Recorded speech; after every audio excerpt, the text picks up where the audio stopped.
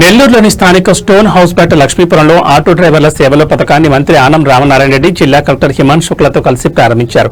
పథకంలో భాగంగా ప్రభుత్వం జిల్లాలో సొంత auto rickshaw, maxi cab, motor cab కలిగిన ఒక్కొక్కరికి ఏడాదికి 15,000 చొప్పున జమ చేసింది.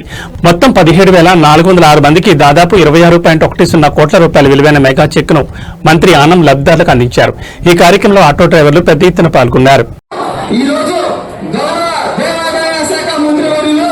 రామనారాయణ గారి చేతుల మీదుగా ఆటో సోదరులకి అందజేస్తున్నారు. గట్టిగా అందరూ మీ గర్వంతో ఈ రాష్ట్ర ప్రభుత్వం ఎన్నో ఇబ్బందుల్లో ఉన్నా కూడా ఏదైతే శ్రీశక్తి పథకం ద్వారా ఆటో డ్రైవర్లకి 2,000 రూపాయలు అందజేస్తున్నారు. ఒకసారి గట్టిగా thank you CM sir, thank you CM sir, thank you CM sir.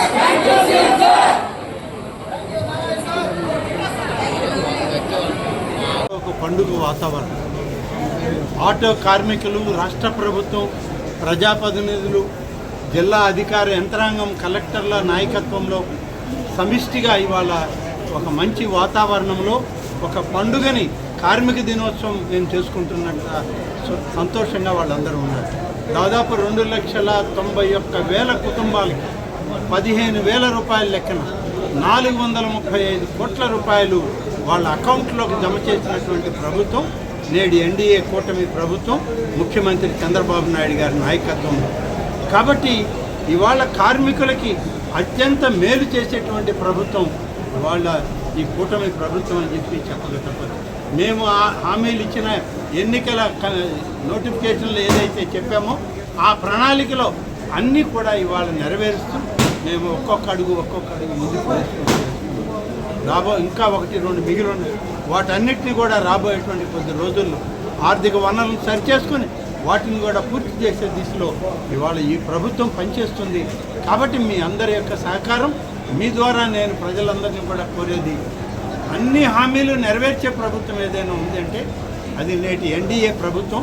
Chandrababu Naidu గారు ముఖ్యమంత్రిగా, నారా లోకేష్ గారు యువగళ పాదయాత్రలో నిర్వహించినటువంటి ఇచ్చిన హామీలను, అలాగే పవన్ కళ్యాణ్ గారు ఉప ముఖ్యమంత్రిగా మోడీ గారి ఆశీస్సులతో అన్ని కార్యక్రమాలు పూర్తి చేస్తారు. సార్, రాష్ట్రంలో అతి తక్కువ రోజుల్లో సంక్షేమ పథకాలు కూడా అన్ని అమలు దీవించండి. మన నాయకుడు చంద్రబాబు నాయుడు గారిని కాబోయేటువంటి నాయకుడు, యువతర నాయకుడు, యువగల నాయకుడు అయినటువంటి పాదయాత్రలో ఈ రాష్ట్రాన్ని అన్ని విధాలా అర్థం చేసుకోవడానికి తపన పడి తిరిగినటువంటి నారా లోకేష్ గారిని, అలాగే కూటమిలో ప్రధాన భాగమైనటువంటి పవన్ కళ్యాణ్ గారిని, మనల్ని ఆశీర్వదిస్తున్నటువంటి నరేంద్ర మోడీ గారిని మీరందరూ కూడా దీవించి ముందుకు నడిపించండి. ఈ రాష్ట్రం, ఈ దేశం సుభిక్షమయ్యే వరకు కూటమి నాయకత్వం కొనసాగుతుంది. ప్రతి కుటుంబంలో ఆనందం వెల్లివిసే వరకు అందరం కలిసి పనిచేయడం జరుగుతుంది. మీ యొక్క ఆనందమే ఇవాళ ఈ ప్రభుత్వం యొక్క లక్ష్యంగా మేము పనిచేస్తామని చెప్పి తెలియజేస్తూ మీ అందరి దగ్గర సెలవు తీసుకుంటాను. జై హింద్, జై తెలుగుదేశం.